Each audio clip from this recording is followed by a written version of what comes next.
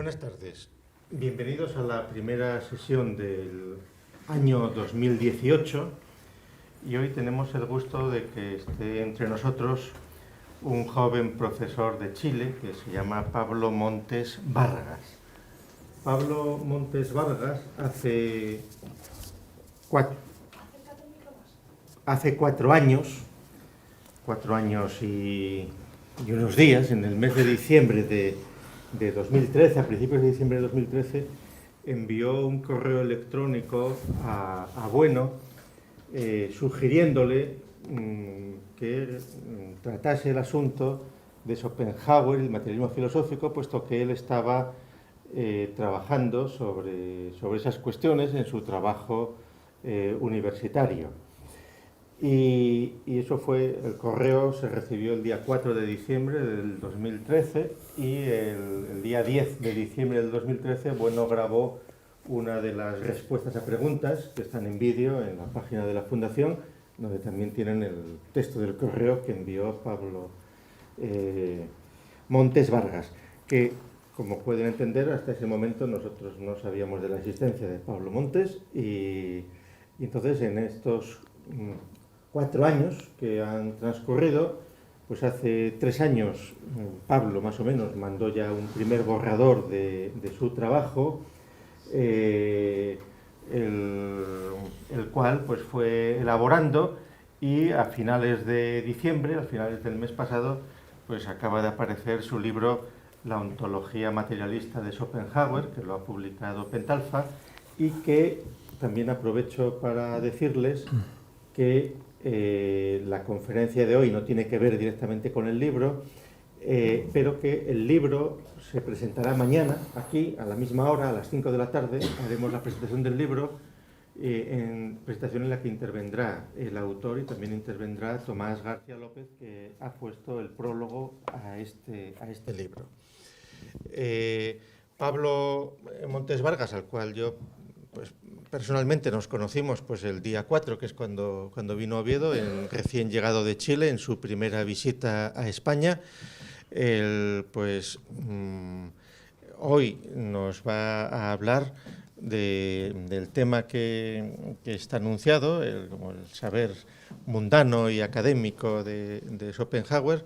Y entonces, pues nada, darle la bienvenida a la Escuela de Filosofía de Oviedo y a Oviedo y esperemos que esta colaboración sea fructífera y en el tiempo.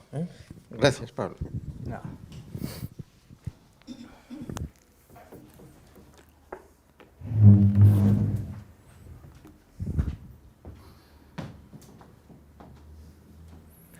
Bueno, buenas tardes, muchas gracias por su presencia.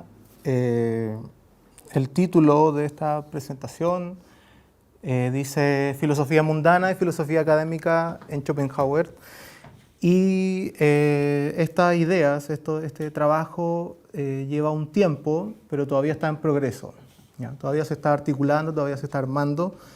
Y por esa misma naturaleza ha cambiado un poco el enfoque o la dirección, porque ahora se le podría llamar como idea de filosofía como sabiduría del mundo en Schopenhauer. Sin embargo, se entiende que en este trabajo los conceptos o las ideas de mundano y académico, la distinción mundano-académico, juega un papel importante para poder desarrollar la idea de filosofía en Schopenhauer. Entonces, vamos a comenzar y la distinción de Gustavo Bueno, sabiduría mundana y académica, la podemos encontrar en al recorrido de su obra, pero yo me he focalizado en ensayos materialistas. En ensayos materialistas podemos encontrar la distinción filosofía académica, filosofía mundana, a partir de Kant. Entonces, en la primera parte de ensayos materialistas hay una interpretación acerca de el concepto cósmico de filosofía en Kant y el concepto escolar de filosofía. Y, por ejemplo, para ya empezar con el análisis y la exposición de las ideas, les voy a leer algunos fragmentos de esta distinción que aparece en la crítica de la razón pura, en la arquitectónica de la razón pura. Y, por ejemplo, Kant dice así: mientras tanto, el concepto de filosofía solo constituye un concepto de escuela, a saber, el de un sistema de conocimiento que solo se busca como ciencia, sin otro objetivo que la unidad sistemática de ese saber y, consiguientemente, la perfección lógica del conocimiento. Por otra parte, este concepto de filosofía no es el único, no se gana el monopolio de la filosofía, sino que también Kant propone también otra distinción que la que habíamos dicho, y él la expresa de esta manera. Pero hay también un concepto cósmico, conceptus cosmicus de la filosofía, que siempre ha servido de fundamento a esta denominación, especialmente cuando se le personificó, por así decirlo, y se presentó como arquetipo en el ideal del filósofo. Desde este punto de vista, la filosofía es la ciencia de la relación de todos los conocimientos con los fines esenciales de la razón humana, y el filósofo es un legislador de esa misma razón, no un artífice de ella. Entonces, me ha parecido importante esta distinción que plantea Gustavo Bueno, porque se articula en el contexto de la Ilustración y se articula también en un aspecto coyuntural, que es el surgimiento ya y consolidación de las academias. Adelantando un poco, recordemos que Schopenhauer hay un texto, manda 2 textos a concurso para las academias de esa época acerca de los problemas fundamentales de la ética. Entonces, a partir de este contexto y de esta noción mundano académico, Gustavo Bueno, en Ensayos Materialistas, escribe lo siguiente, dice: mundano se opone a académico. Kant distinguió una filosofía mundana y una académica. La exposición de Kant se mueve, precisamente, en la atmósfera de la Ilustración, y de esa atmósfera extrae su vigor siempre actual. La oposición medieval entre la sabiduría del pueblo, la fe popular, la voz de Dios, y la sabiduría de los sacerdotes, la ciencia teológica, ha recuperado ahora su sentido secular. Kant desarrolló su distinción en términos muy abstractos y, naturalmente, inconsciente de su significación respecto a las coordenadas del materialismo histórico. Sin embargo, la potencia de la distinción kantiana es tal que contiene virtualmente estas coordenadas, porque Kant concibe al filósofo mundano como el legislador de la razón, por oposición al filósofo académico, que sería el artista de la razón, de la misma manera que el teólogo era el artista de la fe.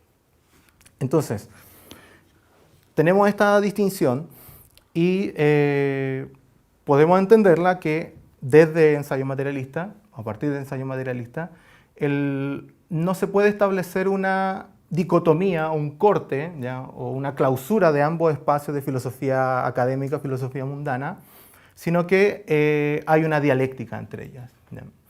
Pero se pueden hacer algunas distinciones, y el mismo Gustavo Bueno planteó esa distinción en Ensayos Materialistas, y entre ellas, por ejemplo, podemos hablar de sabiduría académica o filosofía académica, como aquella que se plantea no solamente en una institución, ¿ya?, no solamente en una academia o en una universidad, sino que es un saber abstracto, ¿ya?, es un saber a partir de principios, de leyes, de normas, podríamos decirlo de un nivel de abstracción, de una construcción, ¿ya?, de conceptos. En cambio, la filosofía mundana no opera en ese mismo plano. Por ejemplo, para graficarlo, en la lengua, o sea, nosotros podemos hablar, pero, por ejemplo, si yo me voy a un país de no habla hispana, yo puedo enseñarle a estas personas a comunicarse.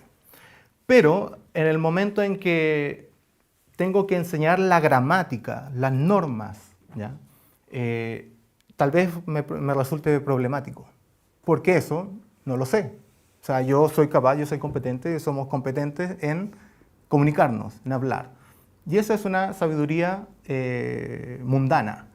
En cambio, la academia, como la RAE, la Real Academia de la Lengua Española, tiene en su articulación, en su funcionamiento institucional, la facultad de generar normas claro, generar normas para el uso del lenguaje. Entonces, bajo esta distinción, podemos también establecer una distinción en el campo de la filosofía, que todos manejamos ideas filosóficas.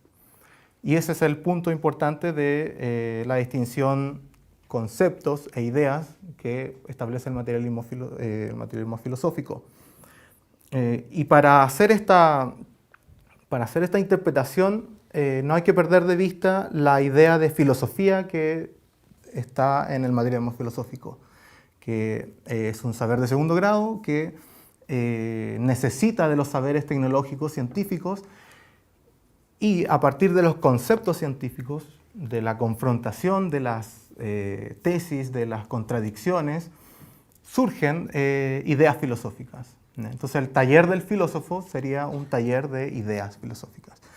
Y en este sentido, las ideas filosóficas pueden ser en cierto grado, podríamos decirlo, en un plano más académica, es decir, no tanto en plan doxográfico como en la universidad, sino que un poco ya más abstractas, que no tienen una correlación con experiencias directas, empíricas, sino que a partir de un nivel de abstracción mucho mayor, de un nivel de racionalidad totalmente distinto al que nos solemos mover en lo cotidiano.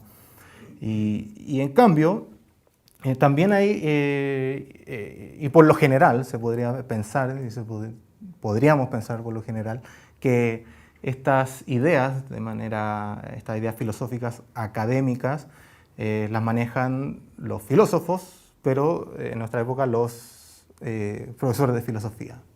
Esperemos que sea así, porque también podría darse la otra opción que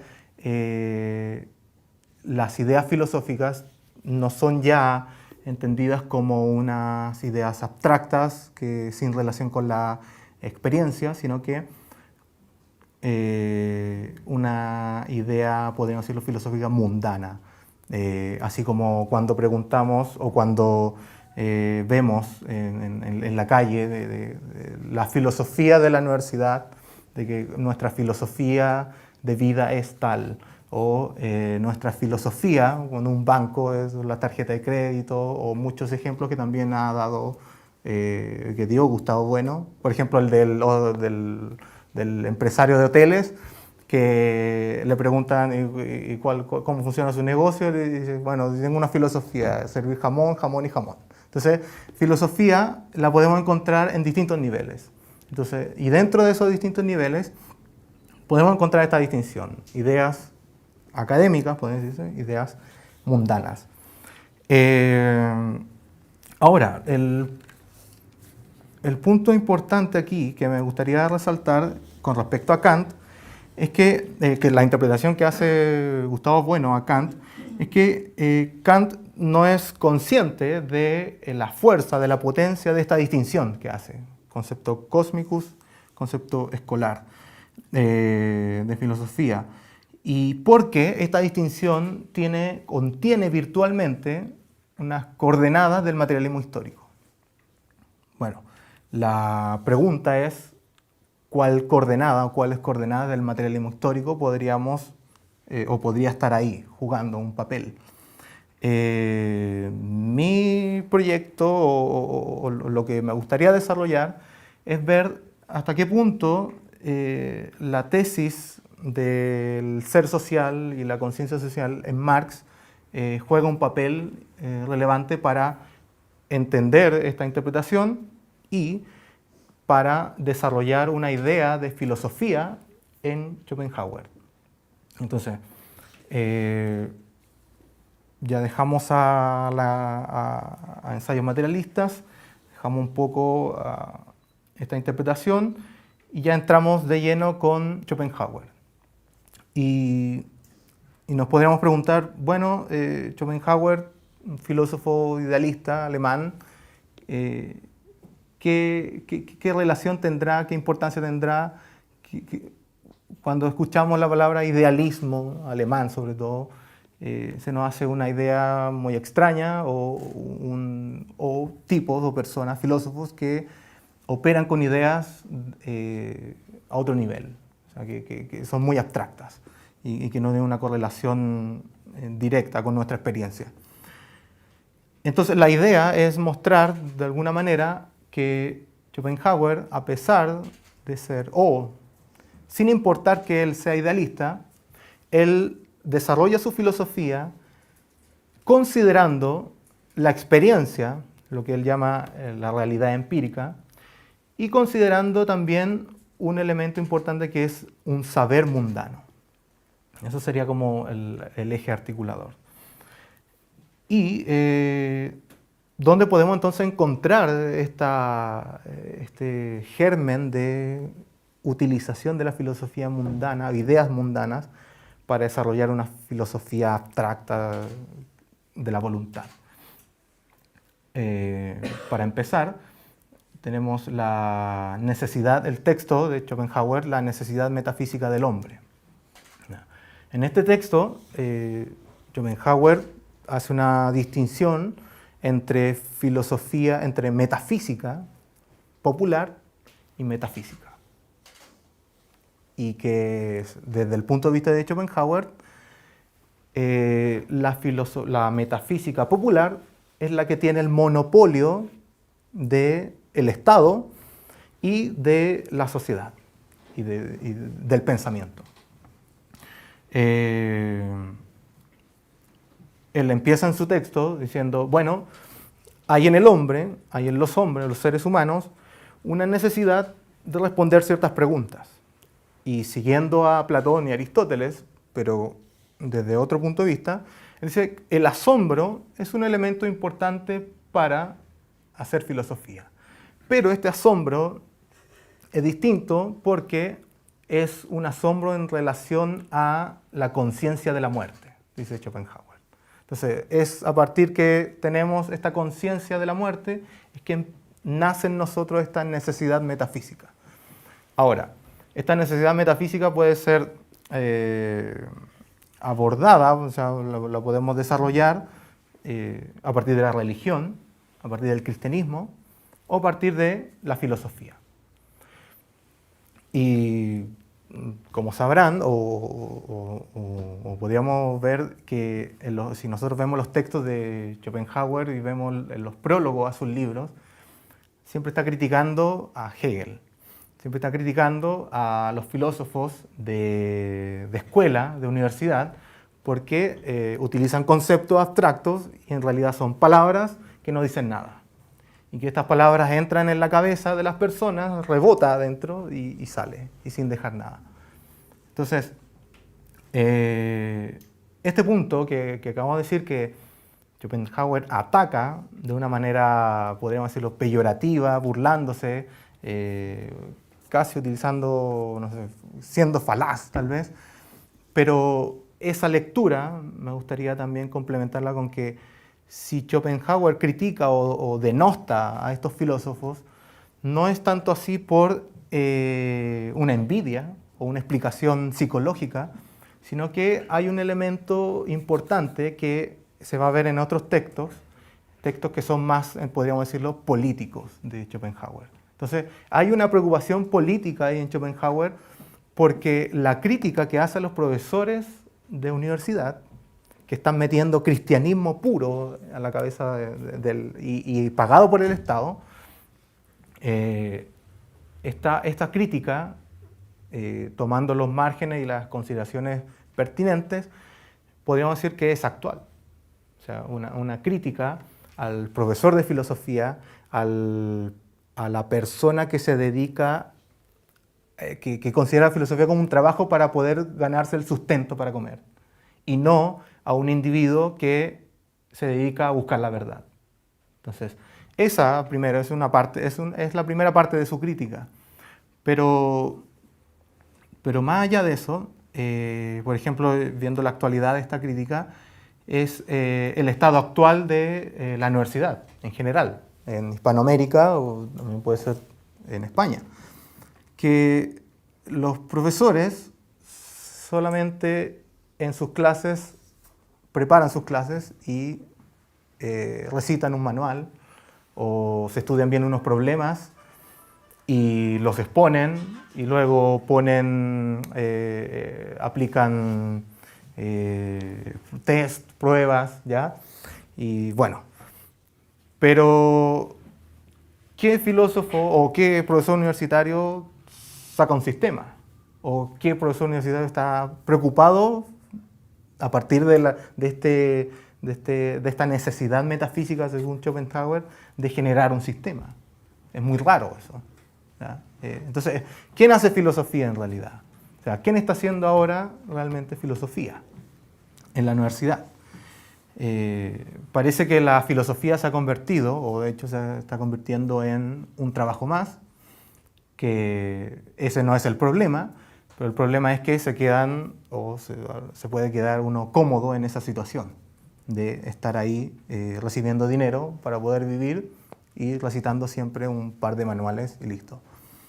Y esa es la crítica en realidad que hace Schopenhauer a los filósofos. ¿Y por qué es importante y por qué habíamos dicho que esta crítica no solamente psicológica, sino que también podría decirse histórica? Es que la implantación de las ideas filosóficas en una sociedad, en un contexto, va a determinar cómo se aborden ciertos problemas, cómo se formulen ciertos problemas y en realidad cómo la gente, todos nosotros, con qué ideas estamos operando. O si estamos operando también con mitos, ¿no? O estamos operando con ideologías, ¿no? No olvidemos que el gran sentido también de la crítica de Schopenhauer es que el Estado, o sea, la universidad pertenece al Estado, el Estado paga sueldo a los profesores, pero el Estado solo quiere enseñar lo que le conviene o lo que quiere, ¿ya? Entonces, en ese sentido, los planes, se podría decir, los planes y programas están controlados. Y en la época de Schopenhauer es un control del cristianismo. Entonces acusa a Hegel, a todos estos filósofos alemanes, de filosofía cristiana. Entonces, para ya ir de lleno con el tema de por qué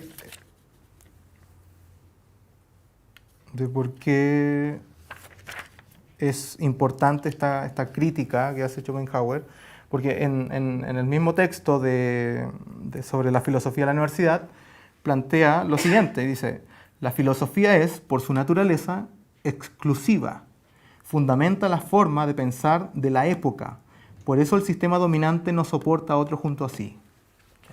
Entonces, aquí Schopenhauer ve el problema del monopolio de ciertas ideas que se puedan estar manejando en los análisis. Y entonces, ¿cuál es el proyecto de Schopenhauer o cómo podemos leer entonces su proyecto? En su proyecto entonces dice relación a plantear la pregunta o partir por plantear la pregunta fundamental de la filosofía que rezaría así: ¿qué es el mundo? Entonces, para Schopenhauer, respondiendo o abordando qué es el mundo, podemos nosotros articular una serie de ideas para poder enfrentar y criticar a sus contemporáneos. Y el concepto aquí importante para desarrollar esta filosofía es el concepto de sabiduría del mundo, según la traducción de Pilar López de Santa María, o mundología, sería el otro término, según la traducción de Roberto, del traductor del Fondo de Cultura Económica. Por ejemplo, en el mismo texto, Schopenhauer dice: una filosofía dada no tiene otra medida que su valor más que la verdad. Por lo demás, la filosofía es esencialmente sabiduría del mundo. Su problema es el mundo. Solo con él tiene que ver y deja a los dioses en paz, esperando a cambio que también ellos le dejen en paz a ella. Entonces, a partir de esta articulación de qué es el mundo, Schopenhauer va a empezar con su primer texto del principio de la cuádruple raíz del principio de razón suficiente, en donde expone que la realidad, ¿no? Hay distintos objetos para el sujeto. O sea, él distingue cuatro objetos para el sujeto, y todos esos objetos están circunscritos, están dominados por un principio de razón suficiente. Y luego parte ya con el mundo como voluntad y representación. Si uno lee el mundo como voluntad en el primer y segundo prólogo, se encuentra con que da un plan de lectura. Dice, este libro que tienen en las manos, lean primero mi texto de doctorado que ya está publicado, que es sobre la cuádruple raíz del principio de razón suficiente. Una vez que lean ese texto, vayan al apéndice del mundo como voluntad y representación, que es una crítica a la filosofía kantiana, y luego de leer esa crítica pueden empezar a leer el texto. Luego de empezar a leer el texto, léanlo al menos 2 veces. Una rápida, sin meter juicio, sino que para entender, y segunda ya para poder entender la obra. Entonces, ¿por qué la insistencia de esto? Es que como la insistencia tiene que ver con esta idea de hacer frente al enemigo, ¿ya? A los filósofos idealistas alemanes. Y, por ejemplo, si uno lee el mundo como voluntad y representación, uno podría decir, Schopenhauer está haciendo también lo mismo que sus compañeros. Está utilizando el concepto de voluntad, pero no una voluntad humana, sino que una voluntad metafísica, que podría decirse es como la idea platónica, que no tiene ninguna relación con el mundo, con la experiencia. Entonces, también Schopenhauer estaría utilizando estos conceptos que no tienen un contenido. Si uno continúa la lectura y accede a otros textos, por ejemplo, el escrito de concurso de los 2 problemas fundamentales de la ética, se va a dar cuenta que él no solo va a generar una filosofía, podríamos decirlo, abstracta, sino que antes se va a preocupar de partir de elementos mundanos, pero de elementos también empíricos. Y, por ejemplo, dice, en el plan general de los 2 problemas fundamentales de la ética, dice, se trata en realidad de desarrollos especiales de 2 doctrinas que, en sus rasgos fundamentales, se encuentran en el 4º libro del mundo como voluntad y representación. Si bien allí se discuten en mi metafísica, o sea, sintéticamente y a priori, y en cambio aquí, donde en virtud del asunto no estaba permitido ningún supuesto, se presentan fundamentadas analíticamente y a posteriori. Por eso lo que allí era lo primero es aquí lo último. Entonces, uno podría decir, bueno, en este texto es un texto de concurso, entonces no tiene que suponer nada, entonces tiene como que partir de cero para poder desarrollar su idea. Entonces, esta metodología sería pedagógica, porque se trata de no entrar en confusiones. Pero más allá de esta lectura o mirar esta manera de abordar el problema con una metodología pedagógica también tiene que ver con lo que queremos acá desarrollar o lo que queremos trabajar, que es Schopenhauer parte por elementos mundanos. Ejemplo de ello es que manda estos dos escritos de concurso a las sociedades, a la Real Sociedad Danesa de las Ciencias, a uno de ellos. Entonces, ¿qué sería la academia? ¿No? Una academia de las ciencias. Y, por ejemplo, él dice, bueno, voy a enviar mi texto, pero voy a partir de la experiencia. Y dice, hay una idea necesaria de moralidad, o un concepto originario de la ley moral, que aparecen en dos formas, a saber, por un lado, en la moral como ciencia, y por otro, en la vida real. ¿Sí? Habíamos dicho una moral como ciencia, es decir, a partir de normas, de principios, de conceptos, ¿ya? Y otra, podríamos decirlo, la vida real, o sea, una manera en la praxis. Y de ahí, bueno, tomándose de esto, Schopenhauer dice, bueno, para hacer clases de ética no se necesita ser un santo. Así como no es lo mismo, no sucede lo mismo que para hacer clases de economía, bueno, hay que saber economía. En cambio, para hacer clases de ética, cualquiera puede hacer clases de ética, no se necesita ser virtuoso. Entonces, ¿y por qué? Porque la ética tiene que ver también con el aspecto práctico de la vida y no, o sea, en una parte práctica y no circunscrita a estos saberes académicos, sino que saberes mundanos.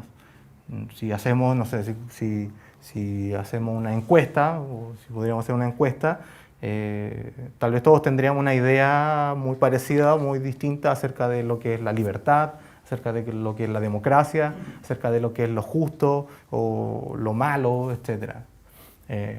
Sin importar de que estos conceptos a veces sean ambiguos, sean oscuros, todos nosotros tenemos, parece al menos, una idea acerca de qué puede significar eso. Y es lo que se vale para partir con su escrito de concurso Schopenhauer. Es decir, no suponer un concepto abstracto, sino que ver qué dicen o qué se ha dicho, qué dice la gente acerca de estos conceptos. Y el primer concepto es libertad. Entonces, dice, para empezar su análisis, dice, por ejemplo, esta cita, voy a leer algunas partes, es de, como ya le decía, de los dos problemas fundamentales de la ética, la página 37 y 38, y voy a seleccionar ahí, dice, por ejemplo, libertad física es la ausencia de impedimentos materiales de todo tipo. De ahí que digamos, cielo libre, vista libre, aire libre, campo libre, una plaza libre, calor libre, que no está químicamente ligado. Libre electricidad, libre curso de la corriente, allá donde no está obstaculizado por montañas o esclusas.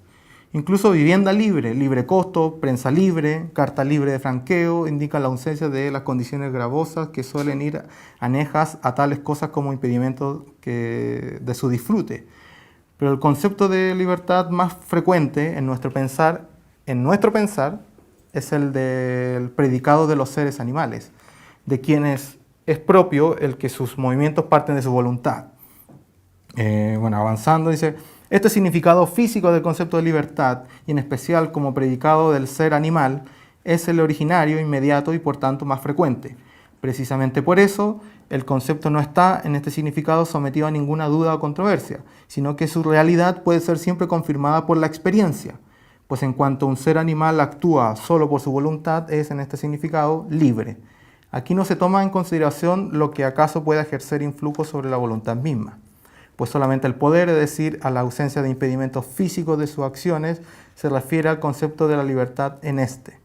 Su significado originario, inmediato y por ello popular. Entonces, hace una enumeración de cómo se utiliza el concepto libre y cómo a partir de todo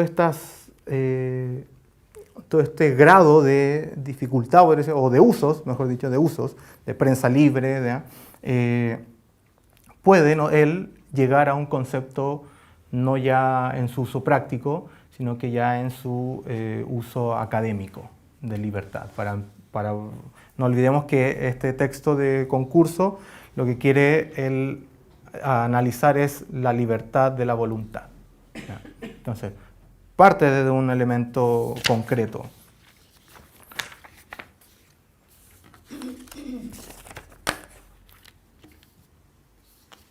Entonces,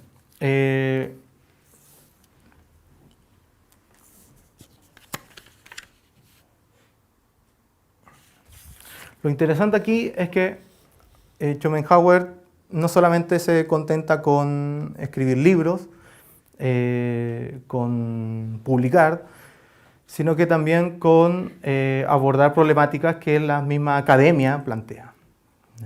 Y este paso se podría decir que es un paso político para no solamente aprovechar de exponer su verdad, lo que considera Schopenhauer de el único pensamiento, ¿ya? De que el mundo es voluntad y representación, sino que para establecer que el concepto de filosofía, que la idea de filosofía que él maneja es distinta. ¿Y en qué sentido? En que habíamos dicho que en la cuádruple raíz del principio de razón suficiente, Schopenhauer establece la distinción entre las distintas clases de objetos para el sujeto. ¿Y qué hace el sujeto con estos objetos? No solamente los clasifica, ¿ya? No, la realidad, por ejemplo, está la realidad empírica, los objetos matemáticos, los objetos geométricos y la voluntad. Pero no solamente hace una distinción, no solamente organiza la realidad, sino que dice que lo importante de la filosofía es establecer la totalidad de la experiencia. Entonces, como no solamente mi experiencia, no solamente la experiencia de ustedes, sino que el sujeto, sea, dicho de paso, sea el individuo, el humano o el animal. O sea, Schopenhauer no hace una distinción ahí. Para Schopenhauer el sujeto es un sujeto cognoscitivo, es una esencia que vive y que conoce. Y es un animal también humano. Entonces, la tarea de la filosofía sería establecer o, podríamos decirlo, organizar toda la experiencia, ¿ya? A partir de este sujeto. ¿Y qué sentido tiene esto? Que cada individuo configuraría así una visión de mundo. Entonces, cada sujeto tiene una visión de mundo, pero no ya en el plano, por ejemplo, cuando él habla en el mundo con voluntad y representación, que el mundo puede ser representación o puede ser voluntad, sino que ya esto entraría a un aspecto más, podría decirse, político, social, que no solamente tenemos un conocimiento del mundo a partir de representaciones, sino que también nuestra comprensión de la realidad del mundo es también a partir de cómo yo me relaciono con los demás. O sea, y no solamente cómo me relaciono con los demás, sino que qué ideas podemos compartir o discutir. ¿Ya? Entonces, la totalidad de la experiencia configuraría cada uno de nosotros una idea de cómo funciona el mundo, cómo sería el mundo, o sea, cómo funcionaría según nuestra construcción del mundo y cómo se generaría. Entonces, y el punto importante acá es que Schopenhauer si critica a Hegel, si critica a los filósofos idealistas alemanes, es porque esta idea de mundo que está operando en cada sujeto o en un grupo de sujetos, de individuos, está siendo controlada, puede decirse, o se podría controlar por el Estado. O sea, el Estado juega sus cartas y propone ciertas ideas a partir del cristianismo, a partir de la filosofía de la metafísica popular, según Schopenhauer, y entonces todos tenemos en la cabeza la idea de Dios, la idea de espíritu y toda esta idea, pero en un sentido religioso. Y eso es lo que hay que criticar según Schopenhauer.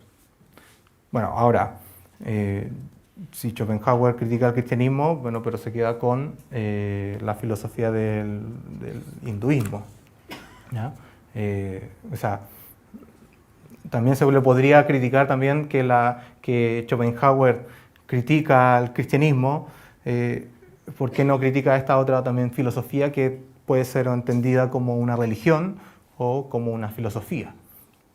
Y es por los elementos, como habíamos dicho o como habíamos leído, de que la filosofía gana el monopolio o el pensamiento de una época. ¿Sí? Bueno, esto también bastante hegeliano, que hay algunas ideas en ciertas épocas que ganan mayor presencia. Por ejemplo, ahora podríamos decir una idea de emprendimiento, ser emprendedor, ¿sí? Ser un empresario, de ser una persona que en cada lugar donde está ve una necesidad y ve la manera de cómo hacer negocios. Entonces, esa es una idea, pero esta es una idea surgida de un contexto económico y el gobierno, los gobiernos financian para que hayan cursos acerca de emprendimiento, de generar negocios, que cada uno sea, que trate de llegar a ser un empresario y pueda generar su empresa pequeña, etcétera, etcétera. Entonces, en paralelo, eso se podría tomar este ejemplo como en paralelo a lo que pasaba con Schopenhauer, que veía que la filosofía estaba muriendo porque no se estaba abordando el problema fundamental de ella, que es el mundo, y también porque los conceptos no están claros. Las ideas que se utilizan no son claras. Entonces, ya para ir cerrando algunos temas,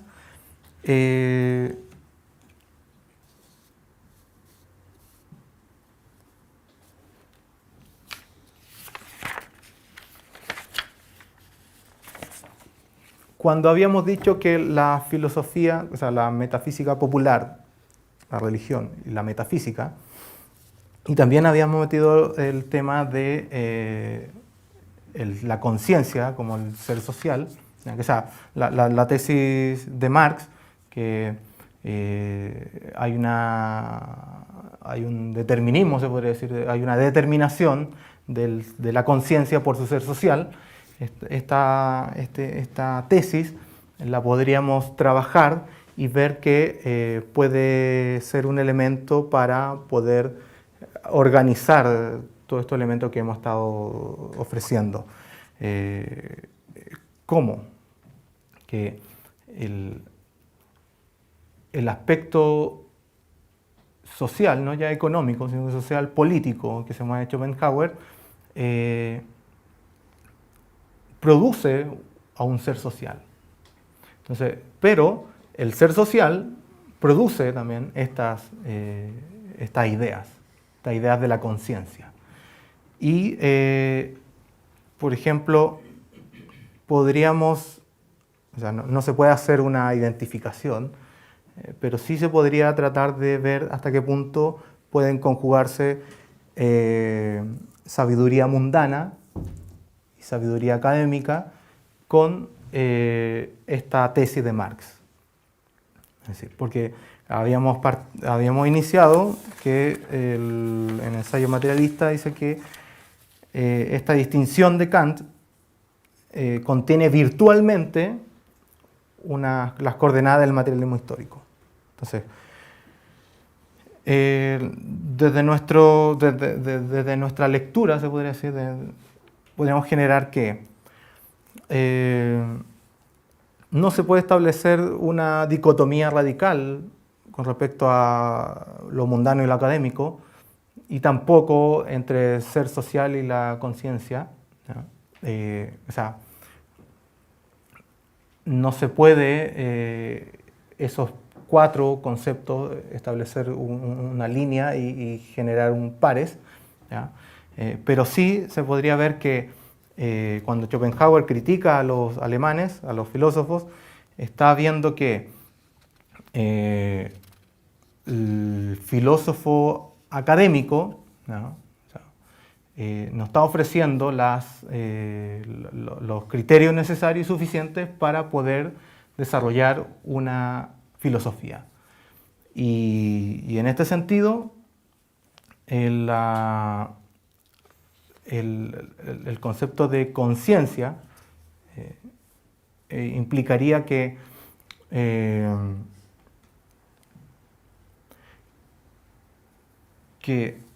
a partir de la educación de la universidad, de estos profesores de cátedra, con la misma, no ya con la práctica de los que oyen a estos filósofos de cátedra, sino que con toda esta artillería de educación de la universidad, estaría introduciendo ideas a los ciudadanos, a los filósofos, porque filósofos somos todos. O sea, filósofo mundano, todos tenemos una filosofía mundana. Y en ese sentido, trata de generar Schopenhauer una filosofía que haga frente a estas ideas. Y bueno, esas serían como algunas ideas para poder generar esta interpretación a partir de ensayos materialistas con la distinción mundano-académico, y como Schopenhauer, que siendo un filósofo alemán, parte de elementos empíricos y no parte de la abstracción. Entonces, como lo habíamos visto en los textos, en la ética, no le interesa en un primer momento partir desde ideas sin contenido. Eso. ¿Una pregunta?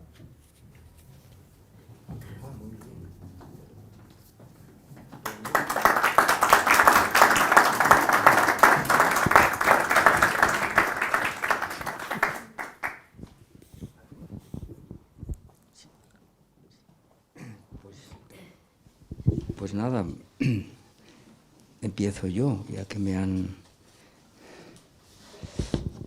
Pues después de sumarme a la bienvenida que le ha dado Gustavo y a esa presentación que ha hecho de él, pues bueno, tenemos que felicitar a Pablo por esta exposición que nos ha hecho, porque ha planteado cosas pues muy importantes, ¿no? que son, por así decirlo,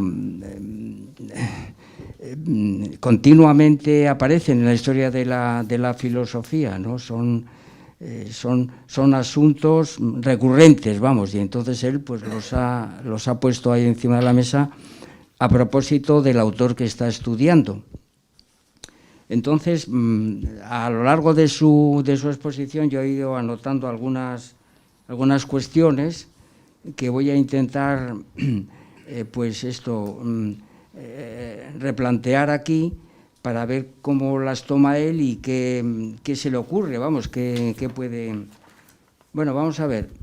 La primera de las cuestiones que habría que plantearle o habría que poner sobre la mesa para que él las considere y las tenga en cuenta, desde luego el punto de arranque que ha hecho Pablo pues es absolutamente certero, ¿no? Efectivamente, los ensayos materialistas, los textos que él ha citado, pues se refiere a esa distinción kantiana entre lo cósmico y lo escolar, ¿no? Sin duda alguna. Pero a mí me gustaría traer aquí a colación pues que en la obra del profesor Bueno esta distinción de alguna manera queda desbordada, porque él mismo, justamente cuando empieza su actividad como profesor universitario, pues se da cuenta de que la palabra académico pues no tiene que identificarse con universitario, ¿no? Esta es la primera cuestión que le quiero yo plantear, a ver qué dice él, ¿no? Es decir, que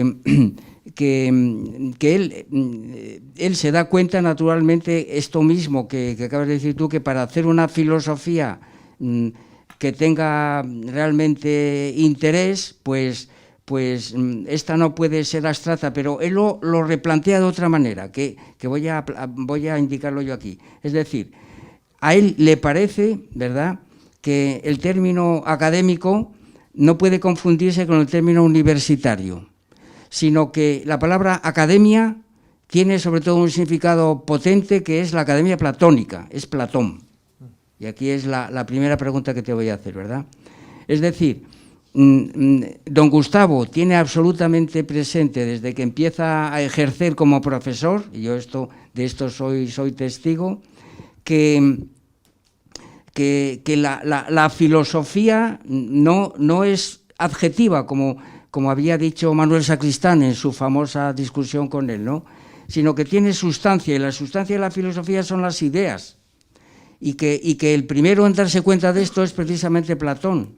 Y cuando don Gustavo quiere ejercitar la filosofía académica en el seno de la universidad, pues lo que hace precisamente es decir, lo que yo voy a hacer aquí es sencillamente una reedición de la filosofía platónica.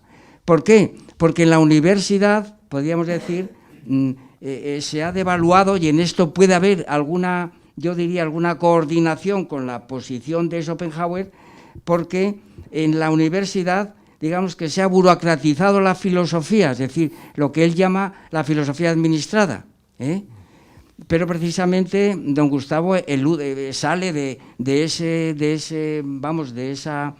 esa determinación burocrática, porque en el fondo es esto, ¿verdad?, lo que él está criticando. Y entonces, a mi juicio, el enorme valor que tiene la filosofía de don Gustavo es que, aun siendo él profesor universitario, no incurre en la burocratización, sino que precisamente, teniendo en cuenta el precedente platónico, lo ejercita, pero teniendo en cuenta precisamente que el mundo que le toca vivir, su mundo en marcha es otro, y entonces los saberes de los que parte pues son las ciencias, la política, y va caminando. Y en la época en la que escribe los ensayos materialistas, pues todavía esto no lo tiene perfectamente, o cuando escribe el papel de la filosofía en el conjunto del saber, todavía esto no lo tiene mucho menos resuelto. Y en ese sentido, estas referencias que haces tú a la obra de don Gustavo son certeras, pero hay que tener en cuenta el seguimiento de la expresión filosofía académica a lo largo de toda su obra. Es decir, que hay que tener en cuenta el cuerpo filosófico de esta distinción. Bueno, esta es la primera cuestión. Claro, naturalmente, tú te has referido al cristianismo, pero aquí también te haría... Bueno, esta es la primera. La segunda cuestión, que tiene que ver naturalmente con Hegel, ¿no? Naturalmente la filosofía cristiana pues se desarrolla fundamentalmente en la Edad Media, y también Santo Tomás parte del mundo. Es decir, aunque el esquema ontológico de la filosofía tomista es diferente al esquema ontológico de la filosofía moderna, sin duda alguna, porque Santo Tomás convierte al sujeto trascendental, es Dios, ¿verdad? Pero parte también del mundo, sensu consta, y en esto de alguna manera coincide. Y entonces, la crítica que hace Schopenhauer, y es mi segunda pregunta, a a Hegel, esa acerbada crítica permanente y continua, pues acaso sea un tanto injusta. Y aquí es la segunda pregunta que te hago, ¿no? Y es que si has contrastado, ¿no?, la diferencia enorme de apreciación de la filosofía hegeliana que tiene Schopenhauer y Gustavo Bueno, ¿eh? Y aún admitiendo, ¿verdad?, en la primera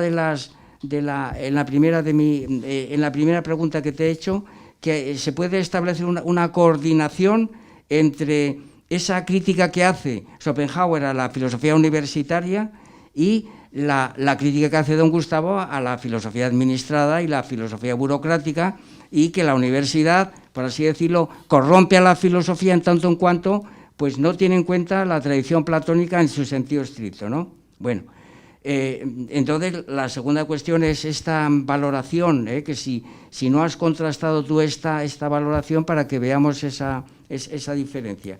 Luego también hay otra coordinación que me parece muy certera en relación a lo que tú has apuntado aquí, y que hay, de alguna manera, eso, yo hablo de coordinación entre la explicación que hace Schopenhauer sobre la ética. Hay que partir de los problemas reales.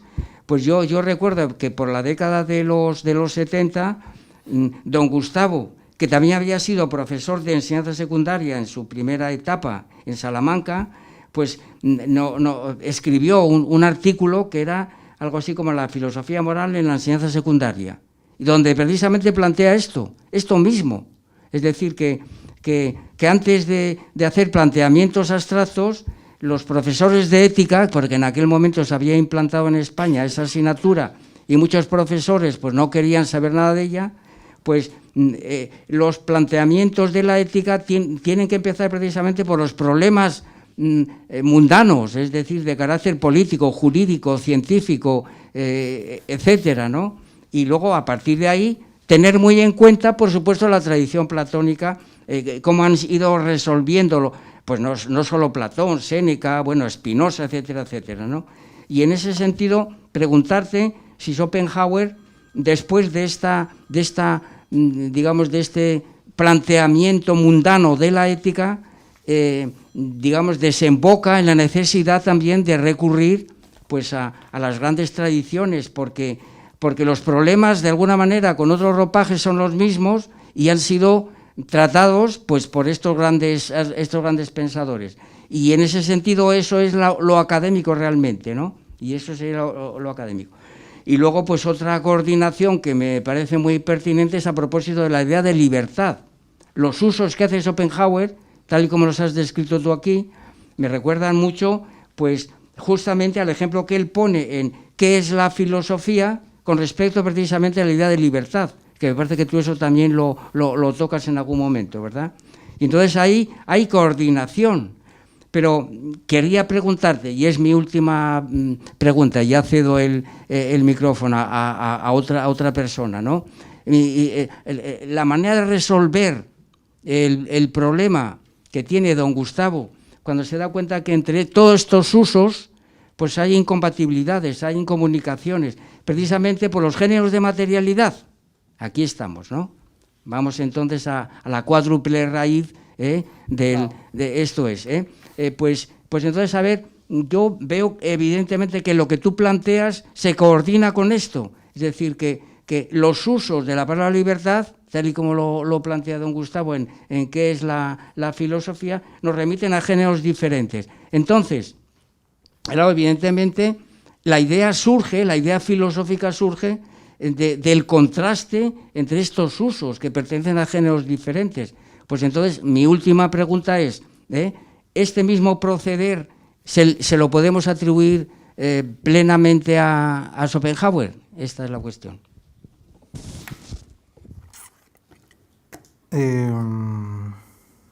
Claro, partiendo por el tema 3, ¿ya? Claro, si uno revisa la historia de la filosofía, uno cuando piensa en filosofía podría pensar en algo muy abstracto, muy enajenante, y que los filósofos hablan algo muy extraño que no se le entiende y parece que solamente se leen entre ellos y se entienden, parece, entre ellos. Y que no tocan temas reales y concretos y eso no sirve y por eso la universidad prefiere invertir en ingeniería y en humanidades o en filosofía, ¿no? Pero si uno revisa la historia de la filosofía se va a encontrar con casos, por ejemplo, de Platón, de remitirse a los usos de las palabras, de la idea en este sentido, y a la realidad empírica. O sea, qué ideas están ahí jugando un papel en la vida cotidiana de las personas.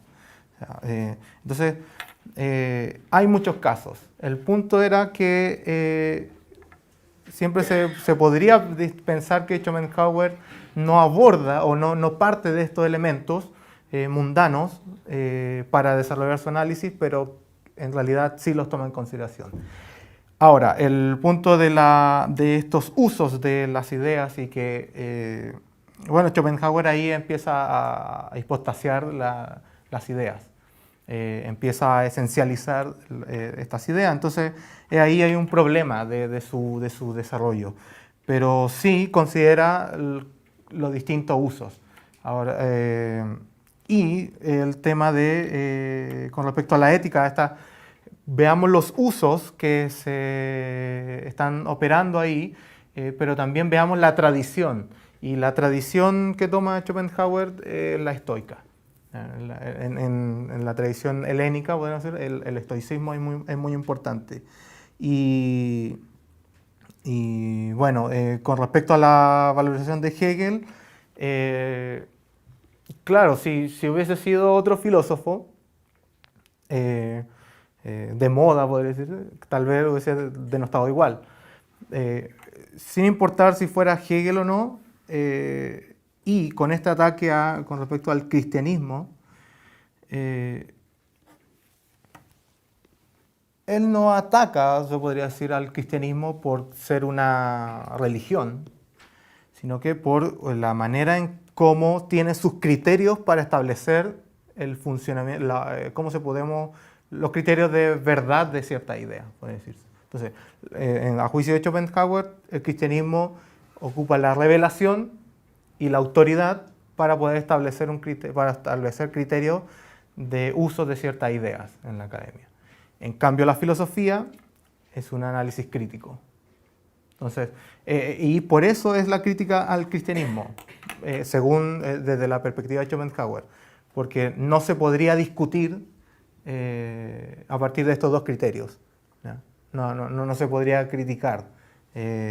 Y esa era como la crítica. Y la valorización de Hegel, claro, si nosotros vemos la obra de Schopenhauer, hay muchas ideas que están ahí, bueno, propias de la época, pero que también están en Hegel. Por ejemplo, Weisheit, sabiduría del mundo, también es un concepto que está ahí en el entorno. O sea, que no es solamente de Schopenhauer, sino que también hay otros filósofos que están utilizando esta idea, este concepto en particular, este término. Pero nosotros hemos querido ver este ataque de Schopenhauer a Hegel como no en esa lectura de denostar, sino que de criticar los criterios de validación, que sería la autoridad y la revelación, según Schopenhauer. Pero la pregunta es, en realidad, mucho más directa.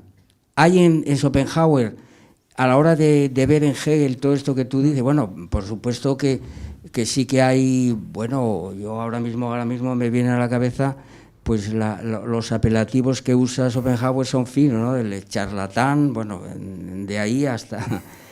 Lo que quiero decirte yo es si Schopenhauer ve en ese desarrollo de la filosofía kantiana, porque realmente es un desarrollo de la filosofía kantiana, una maniobra próxima a lo que, por ejemplo, el profesor Bueno entiende por inversión teológica. Claro, porque Schopenhauer parece decirnos que el cristianismo se acabó y entonces hay que cambiar podríamos decir, de religión, y por eso él se pasa al hinduismo. Lo que quiero preguntarte es, ¿no es consciente Schopenhauer de que el cristianismo no solo no se acaba, sino que su inversión proporciona precisamente los elementos fundamentales de la filosofía moderna, incluso contemporánea? Esta es la siguiente pregunta. Es decir, que acaso Schopenhauer pues esté preso de una crítica pues muy exacerbada hacia el cristianismo, sin darse cuenta de que esa filosofía convenientemente invertida pues da como juego, pues qué sé yo, vamos, la filosofía no solamente de Hegel, sino de Leibniz y todo lo que viene después a continuación, todo el racionalismo, y bueno, pues hasta qué punto Schopenhauer no es capaz de captar esto y prefiere zanjar o dar un corte. Esta es la cuestión. Claro. Sí, si revisamos por ejemplo, el mundo como voluntad y representación, o los Parerga y Paralipómena, claro, Schopenhauer no hace un corte radical y no se queda corto ahí en valorar elementos del cristianismo que son importantes para el desarrollo de las ideas. Ahora, claro, eso, queda corto, no queda preso de esa crítica que él hace, y porque se basa mucho en los criterios. De hecho, él tiene un texto que dice sobre el arte de discutir, y plantea que si uno quiere ganar una discusión, puede recurrir también a estos criterios. Entonces, que también es un arma. Entonces, en ese aspecto, Schopenhauer ahí valora o revaloriza muy pocos elementos de la historia de la filosofía. En este sentido del cristianismo, estamos hablando del cristianismo.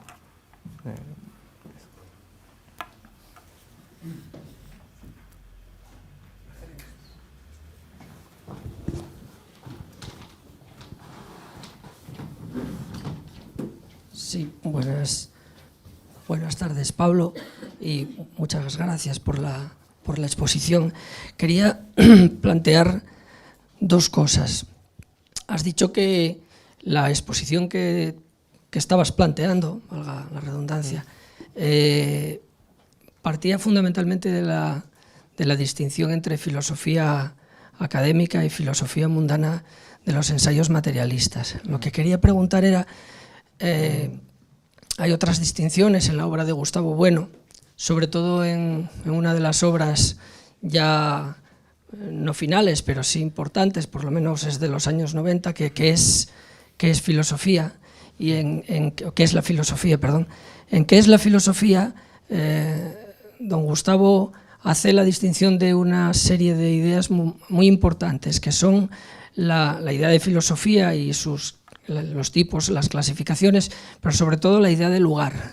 Y creo que es muy importante, y la pregunta es por lo siguiente: si en el estudio de Schopenhauer que has hecho has contemplado qué posibilidad hay de tratar sobre la supuesta idea que Schopenhauer tenga de lugar, y hasta qué punto eso puede ser tratado desde la misma filosofía de Gustavo Bueno. Es decir, si desde la idea de lugar que trata Gustavo Bueno, lugares universales, lugares específicos, etcétera, se puede aplicar a Schopenhauer y desde esa perspectiva ver cuál es la concepción general de Schopenhauer. Esa es una primera pregunta. Y la otra cuestión es la que tiene que ver con la coordinación entre sabiduría mundana o filosofía mundana y académica y ser social y conciencia de Marx. Que aquí me parece que no es una objeción, pero por lo menos sí que hay cierto problema, porque para hacer una coordinación entre distintos tipos o dicotomías de ideas, yo creo que quizás lo que tiene que darse es que esta coordinación parta de un plano general de necesidad entre esas ideas y que no las aplicaciones o las coordinaciones sean adventicias o por evocación, etcétera, ¿no? Entonces aquí me parece que, primero, que la distinción mundano-académico va acompañada de la distinción filosofía sensu stricto, filosofía sensu lato, que es muy importante y que tiene probablemente mucho que ver con la filosofía de Schopenhauer, en el sentido que la filosofía en sentido estricto, según la definición que hace, bueno, es la filosofía que verdaderamente tiene que ver con la tradición académica, pero es una filosofía que se distancia de la filosofía en sentido lato, porque la filosofía en sentido lato es más bien aquella filosofía que se puede tratar de alguna manera desde la sociología de las filosofías, que es la famosa Weltanschauung de los alemanes, y que recogen, por ejemplo, historiadores, qué sé yo, pues o novelistas, desde Víctor Hugo hasta Oswald Spengler, ¿no? En La decadencia de Occidente. Y la adscripción, por decirlo de alguna manera, de Schopenhauer al orientalismo, ¿en qué sentido es ya más una filosofía en el sentido lato que una filosofía en el sentido estricto? Y esa filosofía en el sentido estricto sí que recoge bien los otros dos conceptos o dos ideas de filosofía, la filosofía académica y la filosofía mundana, por una parte, pero para coordinarlo con las ideas de ser social y conciencia, me da la impresión, tengo la impresión, y si no puede ser discutido aquí y corregido, que se mueven a escala completamente diferente, porque la idea de ser social y conciencia, desde la perspectiva misma de los ensayos materialistas, se mueve a la escala de las ideas matrices fundamentales que recorren la historia de la filosofía. El ser social podría ser visto de alguna manera como una suerte de representación de M2 y la conciencia podría ser vista como una suerte de representación de M3 y el ser social como una suerte de representación de M2. Pero claro, ¿qué pasa aquí con M1, con M1 en Marx, que no aparece por ninguna parte, ¿no? Que a lo mejor se reparte entre la conciencia y el ser social en la perspectiva de Marx. Pero bueno, lo que quería decir era cómo encajar esta sabiduría mundana y académica con ser social y con conciencia, que parece que se mueven a escalas completamente distintas, porque ser social y conciencia, si es cierto que se pueden coordinar con las ideas matriciales de la filosofía, de los sistemas filosóficos, en sus relaciones de clase, no parecen encajar muy bien con la idea de filosofía académica y filosofía mundana, que parecen moverse a un nivel preambular o a un nivel de, vamos a decirlo así, de autoconciencia de la propia filosofía de su ser. No sé, bueno, estas ideas era lo que queda.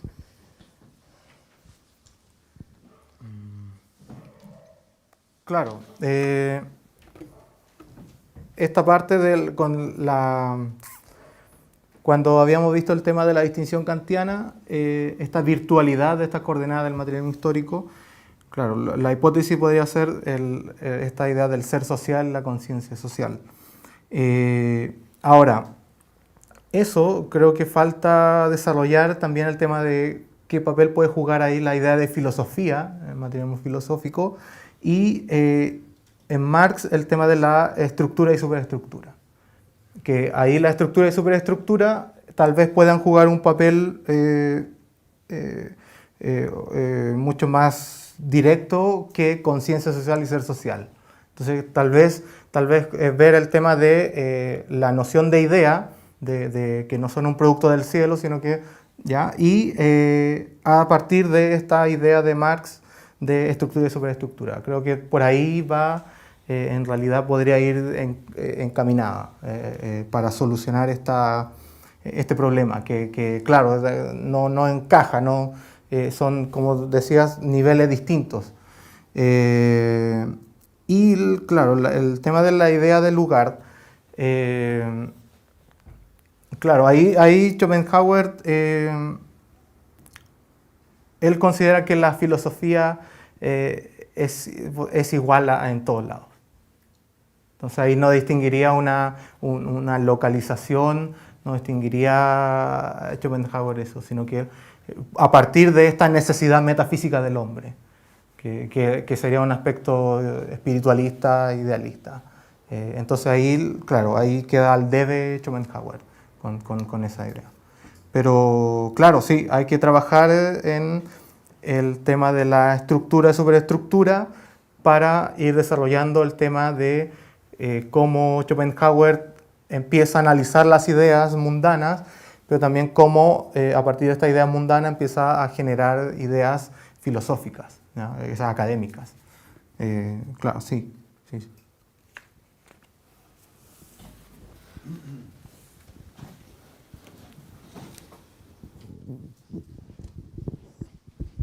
Bueno, voy a hacer una pregunta pues mundana, ¿no? Porque me parece que los anteriores intervinientes han sido muy académicos, aunque solo sea por lo extenso, ¿no?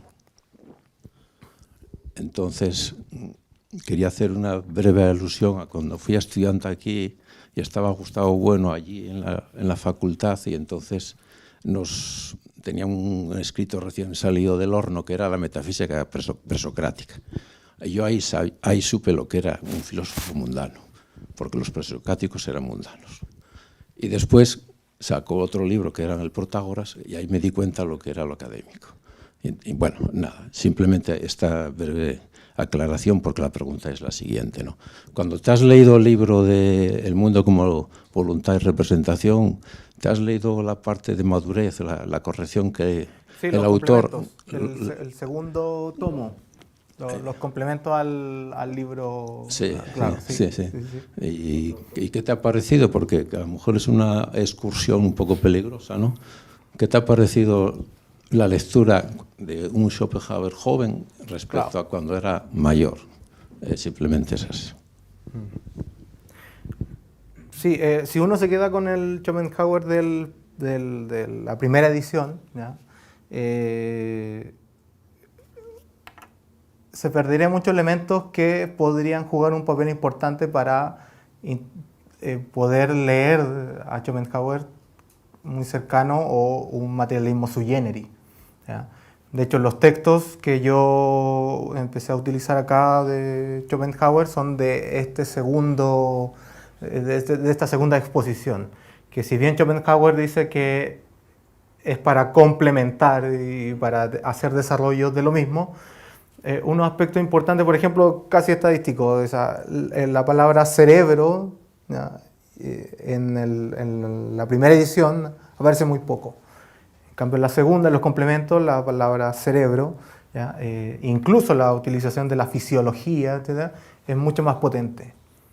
Entonces, esta segunda edición ofrece material para generar una interpretación, pero también hay desajustes, porque empieza a generar un cerebrocentrismo, empieza a no encajar el idealismo que lo obtiene a través de Kant, y que ya introduciendo elementos de la fisiología no cuadran. Por ejemplo, el cerebro genera representaciones, pero el cerebro también es una representación, entonces ahí queda un círculo. Entonces queda un problema muy grande ahí. Pero sí, es muy importante tener en consideración la lectura de estos complementos, que no solamente, si uno los lee de manera sutil, no solamente son añadiduras, como dice, elementos para explicar de manera más detallada, sino que ofrecen nuevos elementos que pueden ser de ayuda o pueden ser de confusión también. Y no quisiera terminar aquí. Bueno, gracias por la aclaración, ¿no? Me lo voy a leer otra vez. Y simplemente cuando has hecho alusión nos decías que en el prólogo que hacía una alusión a la raíz, a esa obra de él, ¿no? Que hace alusión a varias obras, ¿no? Y luego a veces se pasa un poco y dice, bueno, porque esto ya lo he dicho ahí y no tengo que volver a repetirlo, ¿no? Yo cuando estaba leyendo eso, me acordaba de la filosofía y su relación con la literatura, con Julio Cortázar, ¿no? Con la novela Rayuela. Es curioso, ¿no? Yo vi ahí una conexión. Claro, y no sé si se puede hacer una conexión filosofía y literatura entre Schopenhauer y algún autor por ahí, escondido o poco conocido. Claro, bueno, yo no he estado desarrollando eso, pero sí, por ejemplo, Schopenhauer, en su desarrollo filosófico, en su juventud, en su madurez, fue un filósofo anónimo, o sea, nadie lo conocía. Y se hizo conocido con el tomo de los Parerga y Paralipómena, que son escritos breves, ensayos sobre temas diversos, no necesariamente filosóficos, ¿ya? Una variedad de temas. Y, por ejemplo, Borges también cita mucho a Schopenhauer. De hecho, entonces por ahí entra primero Schopenhauer, por su calidad de escritor, más que de filósofo primero. Claro, Unamuno traduce sobre la voluntad de la naturaleza. Entonces, claro, se podría trabajar ese, y de hecho, así entró primero Schopenhauer con el tema de la muerte, con el tema de la locura, que después Freud toma, y no propiamente tal con su sistema, sino que con explicaciones sobre visión de fantasmas, de espectros, sobre el arte de tratar a las mujeres, sobre una infinidad de temas que uno tal vez en la época puede decir de eso de filosofía que tiene.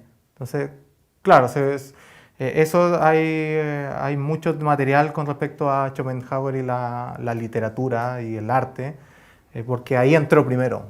Ahora ya se está trabajando Schopenhauer más como un filósofo de sistema, por decirlo. Pero yo desconozco, o sea, no he trabajado esa línea de Schopenhauer y literatura. Muchas gracias. Pío Baroja está citando. Ah, sí, sí, sí. Era una pequeña observación que, bueno, yo te lo dije personalmente, que Pío Baroja cita continuamente a Schopenhauer, pero recurrente a lo largo de cualquiera de sus novelas. Sí, de hecho, Schopenhauer, claro, la idea es, Schopenhauer entró en la filosofía por la literatura primero. O sea, muchos literatos empezaron a leer a Schopenhauer y en sus textos exponer algunas ideas, desarrollar algunos conceptos de él, utilizar su filosofía. Entonces así entra Schopenhauer, claro.